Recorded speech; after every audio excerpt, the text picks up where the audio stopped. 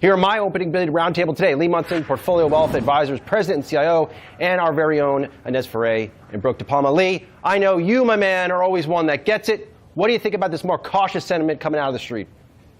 You know, I love seeing it. I think it's about a week too late. I remember when the Ayatollah got assassinated, I put out some letters to my clients saying, hey, Monday is going to be rough. We could have a rough week. And what happened last week? Absolutely nothing. I've got a 30-year treasury that can't even see 5%. And I think that's the tell right now that the whole street is asleep at the wheel. We're going to have some inflation. And then when you think about what the Fed is going to do, you know, the Chicago Fed president said it best a week ago when he said, listen, what are you going to do if we have job problems and job weakness, but then we have inflation because of oil?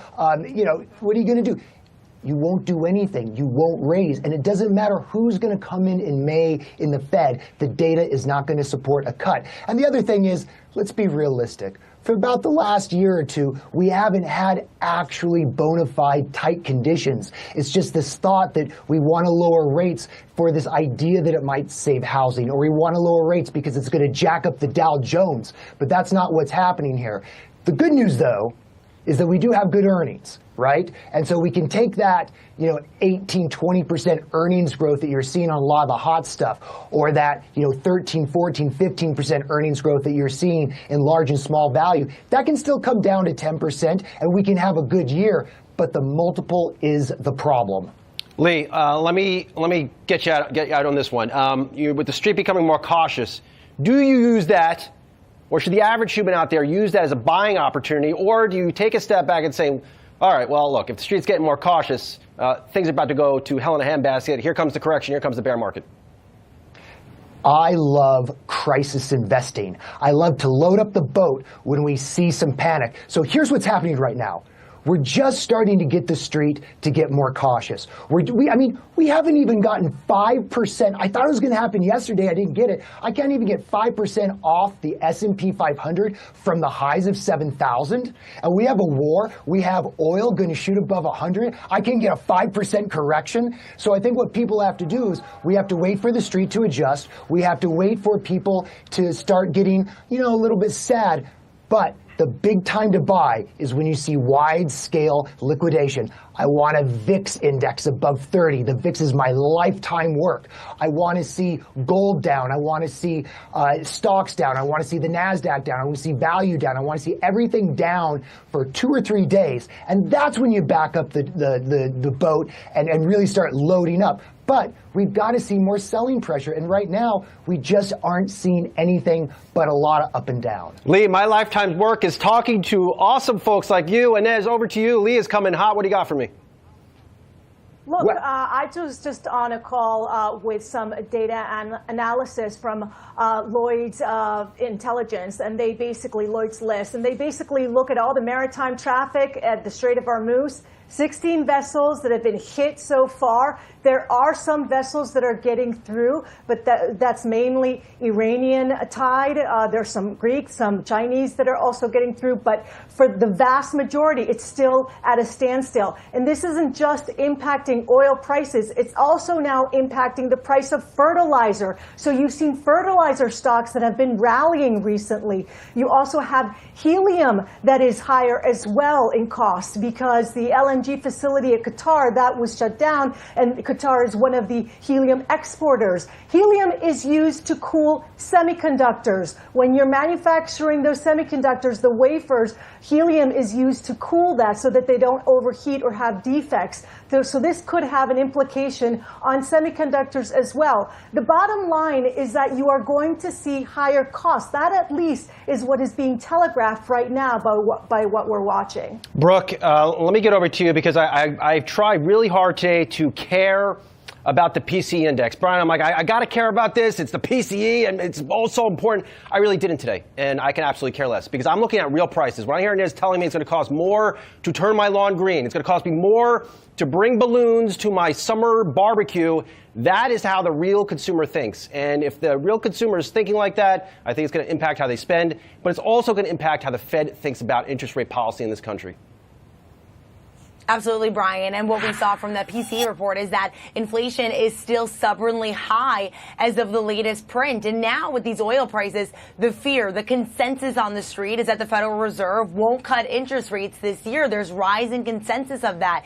If you take a look at the CME FedWatch tool just a few weeks ago, there was this consensus that we were going to cut 2 to 3 times. And now what we're seeing is a pullback in that. We're seeing that the odds of one rate cut are around 40%, and the odds of no rate cuts are also at 40% as well. And so there's just this rising concern that because of these oil prices, sure, one economist I said that I spoke with at S&P said, sure, we could take 1 month of oil shock. We could even take 2 or 3 months of oil shock. But if this persists, say 6 months, 9 months, then the Federal Reserve has a real problem, especially if that CPI print does rise above 3%. Then they're sort of having to put their hands up and ultimately raise rates from there. And that puts President Trump's pick, Kevin Warsh, in a really difficult spot, especially after just yesterday afternoon, President Trump took to Truth Social to say, too late, Jerome Powell, this is the time to cut interest rates. Kevin Warsh largely was expected to do that. And now we're in the situation where if inflation moves higher and they're battling that dual mandate of maximum employment and stable prices, the move, as Lee had mentioned, won't even be to cut rates, won't even be to hold rates, but maybe in this environment to then raise rates. And so there is a major ripple effect that could happen over the next few months. Lee, I got inflation back on the rise. I got an impotent Federal Reserve. I don't know if that's the right term, but I'm rolling with it today. I'm feeling the vibes. It's Friday. Isn't that a big risk to the markets here? We were coming into this year thinking we're getting rate cuts and cooling inflation. Oh, none of this is going to work out how people are going to think. So I think what you have to do right now is you have to think about what am I going to buy and what are my triggers? How am I going to figure this market out? So the first thing is, let's just get right down to the general markets. You got to wait till you see that S&P 500 just as a proxy for the general market pulse to be down at 6,400 or below. I can't believe we can't even get to 6,500 right now. At that level, then I'm starting to think about what is it that I want to own? Number two, I know nobody cares about bonds, but I got a lot of boomers who are clients, and we have to have a stock and bond mix. I think as soon as you see that 30-year Treasury hit a 5%, stock markets will start to panic. And by 5.25, I'm going to be very long that 30-year Treasury. It's very volatile. It's not a safe investment like people think. But look to bond markets, because bond markets tell you so much about what's going to happen in the stock market. The other thing is, you gotta make tech value again before going back in. We're not done with the software apocalypse. Just look last night. Adobe CEO, he's out of here after 18 years, a vote of no confidence because of AI. So I've got to see the NASDAQ 100, the Qs as we say right now, be down 15% from where it is today before I get really interested. Now, if you want to have a time correction, 6 to 9 months, flat NASDAQ will do it. But don't go jump in there right now.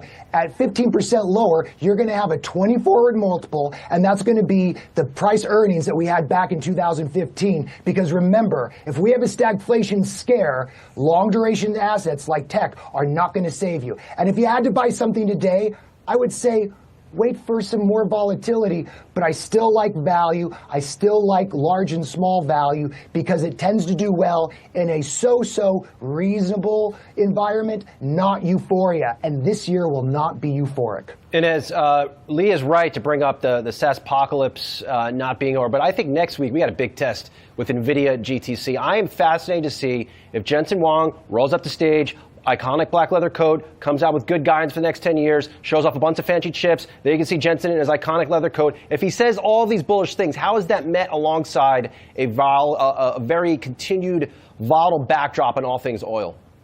Yes, Wall Street is going to be looking at that. But to Lee's point, there are strategists that have been pointing out that we have not seen a lot of de-risking despite all these headlines. I mean, when oil is down, stocks go up, and that's basically what you're seeing right now today as well.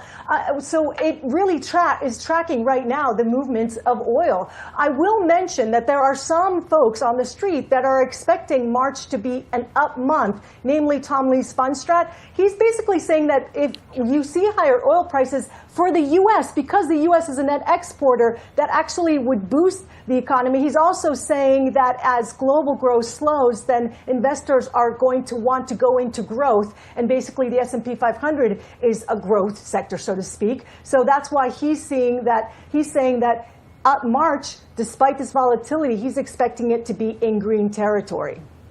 Brooke, last word to you here. I also want to point out that we did get that latest GDP estimates this morning. I think that speaks volumes to just this, as I believe it was Seema Shah who put it earlier this week when it came to the CPI report, is that we're sort of looking at these historical artifacts of what was prior, and now the reality that's certainly setting in is going to be much different. And so I'm looking forward to that print in the first week of April to get a real sense of the impact that this war in Iran has on GDP growth, on employment, on CPI, and so much more. Next week is shaping up to a big week. We got Fed, we got NVIDIA, GTC. It's just going to be another blockbuster week. And oh yeah, we still have the war going on. Big thanks to Lee, Brooke, and Ez. Appreciate the insights.